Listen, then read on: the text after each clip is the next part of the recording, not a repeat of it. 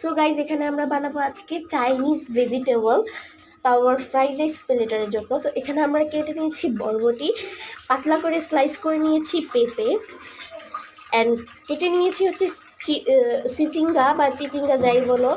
আর এটাই আমরা এখনো ক্যাপসিকাম দেইনি, দিব লাস্টে। এগুলোকে এখন সিদ্ধ করে নিব। এই যে গাইজ ক্যাপসিকাম গুলো, এগুলো।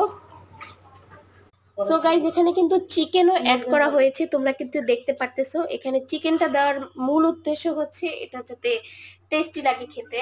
গাইজ এখানে আমাদের সিদ্ধ হয়ে গেছে। গাইজ এখানে আমাদের পেঁয়াজ গুলো আমরা চপ করে নিয়েছি, একটু ছোট হয়ে গেছে, আপনারা আর একটু বড় করে নেবেন আপনাদের সাইজ অনুযায়ী।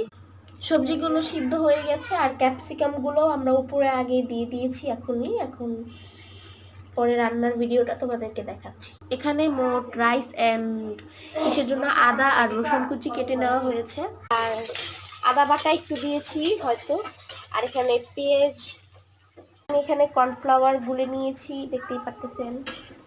আমরা সবজিটা দিয়ে দিই। তো গাইস এখানে কিন্তু পরে সয়া সস এন্ড মানে কালো গোলমরিচের গুঁড়া অ্যাড করানো হয়েছে, সাথে কর্নফ্লাওয়ারও আমরা দিয়েছিলাম, যেটা আমি দেখাতে পারিনি। মাশাআল্লাহ, এটা খুব মজা হয়েছিল।